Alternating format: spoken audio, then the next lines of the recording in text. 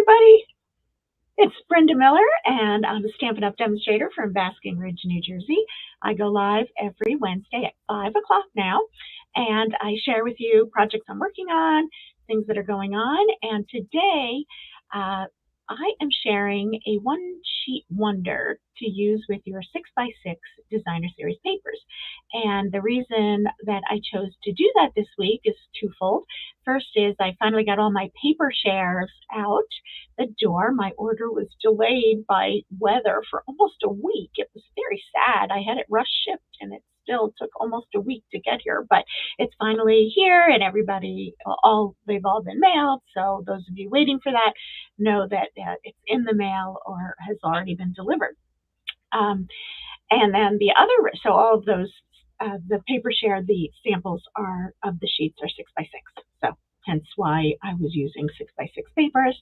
And then the other reason is that I am part of a blog hop every month, and I had to do a post last night. It went live at about 10 o'clock last night, and I chose to use 6x6 papers, and I was looking for something fun to do with them, and that is I use Sale-a-Bration stuff. So that is what I decided to do today as well, to add on to the post that I made yesterday on my blog for this blog hop. So I thought you might want to see exactly how to use this and provide a little bit more detail. So anyway, without further ado, let's hop over to my desktop and check things out.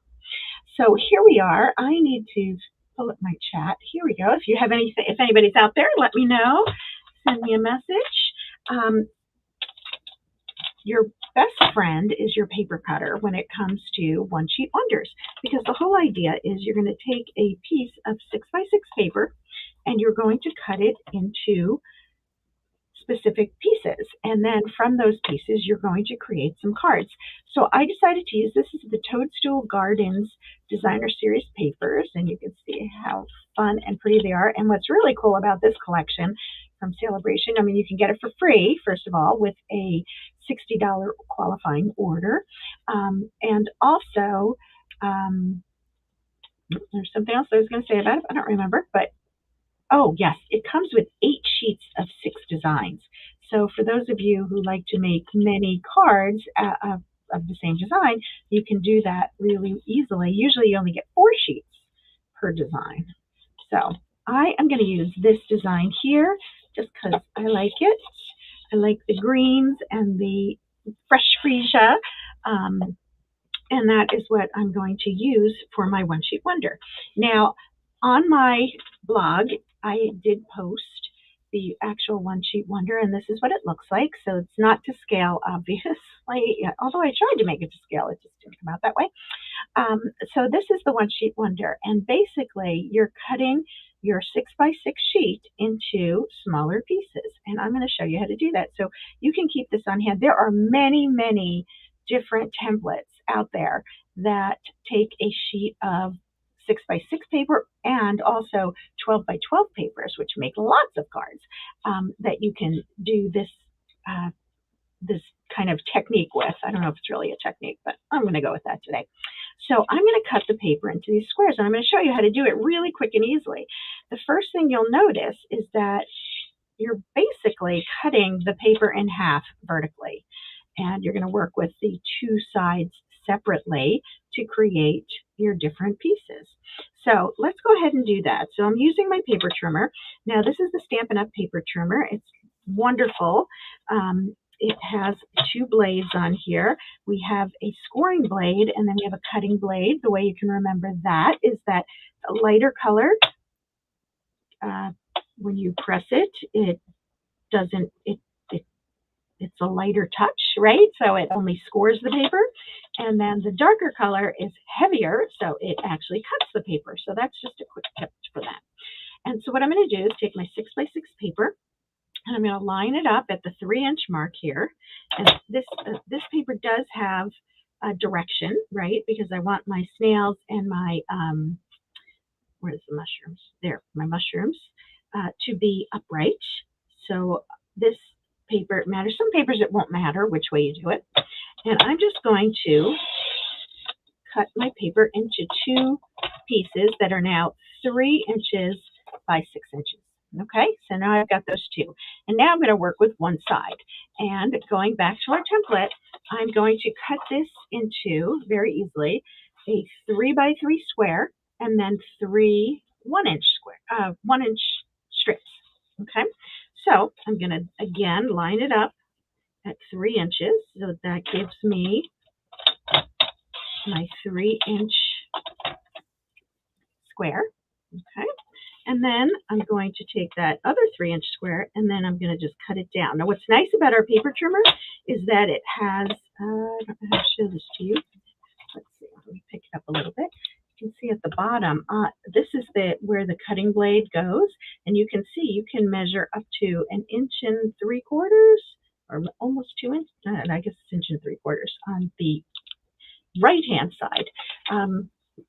And sometimes your blade will fall out if you hold it up. So my blade fell out, and watch how easy it is to stick back in. Ta-da! Well, that's also why it falls out sometimes. So you want to get it in there, make sure it's nice and secure.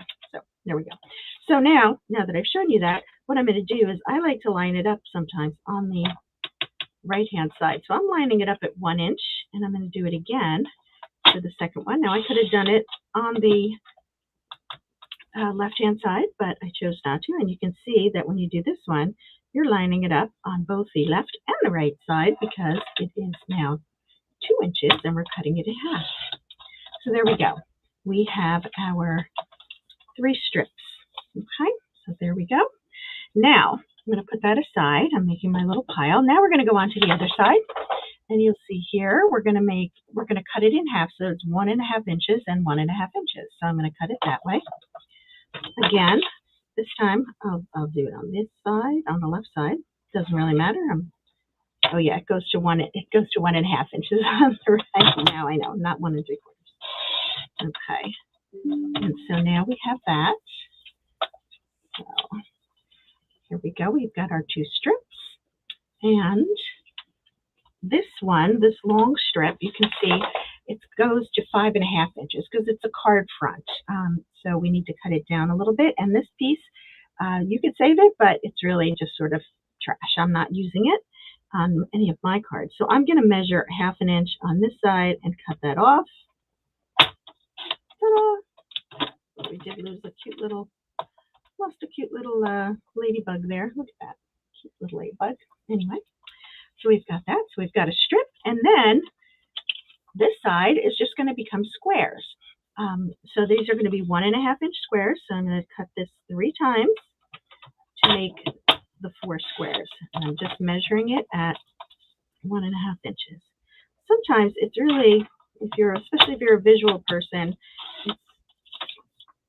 you can really see just how simple this is if you watch somebody do it. Sometimes looking at the dimensions like that can be maybe confusing to people, but this one is super simple because you can just cut it in half and then go with the halves. So here we go. So now we've got 1.5 by 1.5 inch squares, and we've got 4 of them. So now I've got that all cut down. And again, this template, should you want to see it, is on my blog at brendamillersu.com under the blog hop post, which is the current one on the site. So you can always get it there, or you can email me or text me or something, and I will get it over to you. So let's start with card number 1. We're going to make 4 cards. So we'll start with this one, and I'm just going to fold my fresh Freesia card in half. We're going to make 4 cards so fast. We're going to be off of here super quick. So here's card number 1. Oh, it makes a lot of noise on my glass mat, but I do love my glass mat. Okay, so card number 1 is my favorite one, and it shows how you can use both sides of the designer series paper. Excuse me. And we're working with a square of basic white. So we're going to take those little squares, those are the last things that we cut. And what I did is I used both sides of the paper. So I want my snail there, and I want, I like that ladybug. Maybe this one's, I don't know, doesn't really matter. And then I'm going to use the reverse side, which has that fun melon mambo design. And I'm going to just adhere them down like that. And so let's go ahead and do that. I'm just going to use my wet adhesive just for sake of time. I don't want to waste your time. I'm just going to put a little schmutz on there, or smush. I guess it's not really schmutz. What's nice about using the wet adhesive is that when you lay them down, in case you don't like the way that they're lined up, you can push them around a little bit. You also have to be careful because they will move, right? So what is a plus is also a minus. So here I am, just going to get those glued down. And I think I was supposed to put my paper the other way, but oh well, we're going to go this way. So all the dimensions are also in the description for this video, so for all 4 cards, and also on the blog in that same place. So yeah, I probably should have done it the other way because it was not a perfect square, although you would think it would be. So anyway, so let's go ahead and get this down on my card. I don't want to risk screwing things up over there, so I'm not going to flip this over. Let me just pick this up, and I'm going to place it down. Now I'm putting it slightly off center, a little more to the top. And again, by using wet adhesive, I can move it around a little bit. All right. Now I did want to show you another product that is in the mini catalog, actually. This is the Hugs for Love stamp set, and it comes with a punch. So we're going to go ahead and grab a piece of scrap paper. Oops. And we're going to use Melon Mambo ink pad, which I left over here. Always something, right? And you have to note when you're stamping this particular stamp that you want the hearts to be at the top and bottom so that you can easily slide it in. Because if you do it the other way, let's say, just be careful about how you stamp it because you want to be able to, here I'll show you. Let's say we weren't at the edge of the paper and we wanted to cut this, you see that it's not right. And if you were using a long sheet of paper, you wouldn't be able to get in there. So I'm just saying, stamp at the edge, and then you can punch that out. And so again, I used Melon Mambo to go with the colors on there, on the paper. And then I'm going to use my fresh Freesia, and I'm going to stamp You Make Me Smile from this stamp set.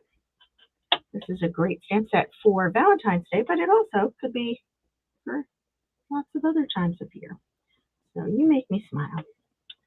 Now, I must admit, I probably wouldn't have chosen these colors, but they are the ones that are in the Designer Series paper. So now I'm just going to put these on here with some dimensionals, just labeled. I'm just going to take one piece of the edge, pop that on, and add that to the card. Okay, so now we've got our card, and let's add a little bit of bling. Another item that is in Sale-a-Bration are these purple adhesive sequins, and I actually have been using them for quite a while, and I'm just going to pull out a sheet. I save them in a baggie so that I don't lose the ones that I'm not using for different classes and such. And I'm going to use my Take Your Pick tool, and I'm going to pull off. I'm going to use, as always, I like to use one big and two small. I'm going to go ahead and put this one down here so we can see it. And there is card number 1. Woohoo! That is done. Now I'm going to put this aside because we will come back to that a little later. Let me just cover my ink pad because I don't make it a mess over here. Okay, card number 2. Super quick. Let's fold it in half. I could have scored it with my paper trimmer or my scoring Simply Scored. We used that in class last week, and that was a lot of fun. A lot of people had never used that before. So here's our card base. We're going to go with card number 2 is using a piece of, this is Granny Apple Green. And again, I'm using it because those are the colors that are in the paper. And I'm going to take my 3 strips and kind of the same idea as with the squares. Now, I think I would do a better job of gluing them and take a little bit more time, but for the sake of the class, I'm just going to be laying these down. I like to do one at the top, the one at the bottom, then the one at the top, just so I have my centering okay. Oopsie. See how it moved? It shifted a little bit. And then I'm going to put my one in the center. And again, I did this the wrong way. Okay, we're going to pretend that I did that right, and it's going to look like this. when you put it, I don't know why. This is the second time I did that. I turned the paper the wrong way. It was supposed to be this way because there is a difference. It's about a 1/4 inch off. So that becomes the center of the card. I'm going to stamp it. Let's show you what I stamped it with. Since we don't have to make this one. This set is called With You in Mind. It is in the catalog, the new mini catalog, and I just absolutely love this set. We've already used it in classes before, but wanted to use it again, and I stamped it with my fresh Freesia ink, and I got this card. Okay, so that's card number 2. All right, let's see if I can do better on this one. We'll go to our 3rd card. And I'm going to fold this in half. I don't have anybody chiming in today. That's unusual. I know people are watching on Facebook, but I don't have Facebook up. I should have done that. Okay, so the next card uses that vertical piece that was on the edge. And so I took a piece of Ready Apple Green. Again, same reasoning as before. This time I'm just going to go ahead and use my Stampin' Seal. And nice and strong, so I don't need to go crazy. And I'm going to put that on, and then I'm going to take my strip and lay that right there. Now, sometimes when you're using the paper trimmer, and it doesn't matter what paper trimmer you're using, there's a little bit room for error there. And sometimes it's the paper size is just a teensy bit off. It's a lot more. See, this is where I should have used the wet adhesive because I'm not doing it straight because I got a camera in my head. So it's a little harder for me to see. But you see I have a little bit hanging over here, and I'm going to go ahead and trim that off. So here we go. So those of you on Facebook, I apologize. I did not, I totally forgot about that. I have to get used to this new system, and didn't think of it. I'm going to use that same stamp that I used on the last card, which you didn't actually see me use. And I'm going to put a thank you over here.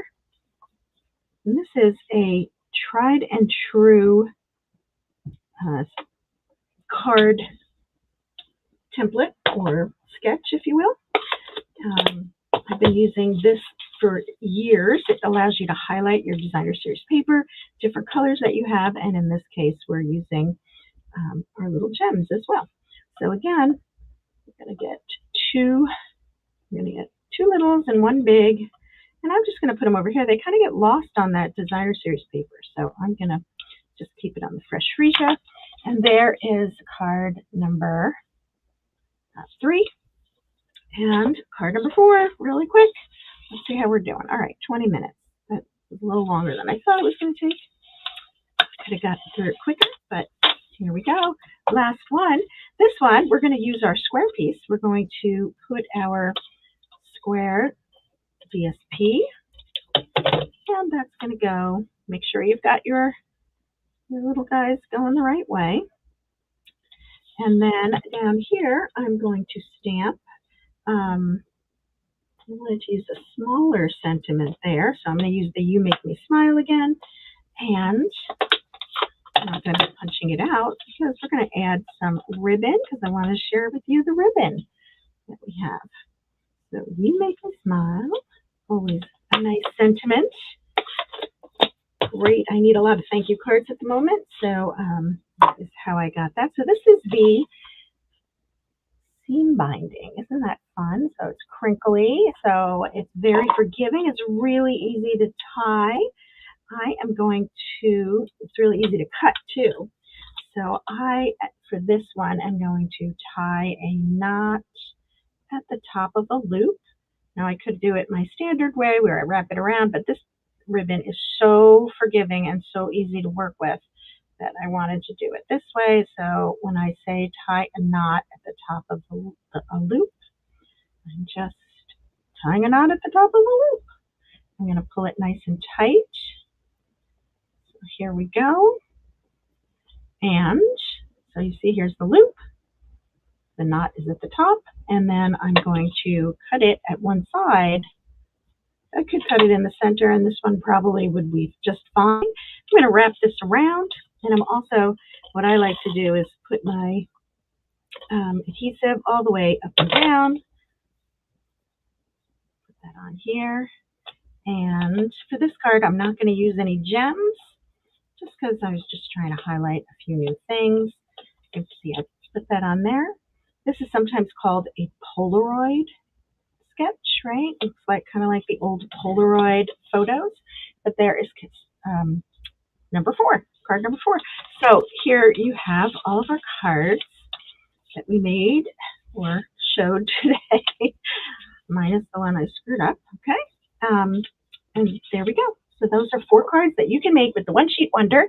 And I hope that you enjoyed seeing that and seeing how easy it is and seeing some of the new products that are out there, and especially the Sale-a-Bration products, because with every $60 in orders, you can choose something from the $60 category, and there are a couple of items that are in the $120 category, which are their bundles. So they are really pretty. You can see them all in your little Sale-a-Bration catalog. Oops, I'm not very good at holding things up with my new camera yet. There we go. You can see that Sale-a-Bration catalog. So if you have any questions, feel free to contact me, and I'm going to go take a look at Facebook and see what's going on over there, and I'll answer any questions you might have. But thank you so much for chiming in and watching, and I will see you next week. Thanks so much. Bye-bye.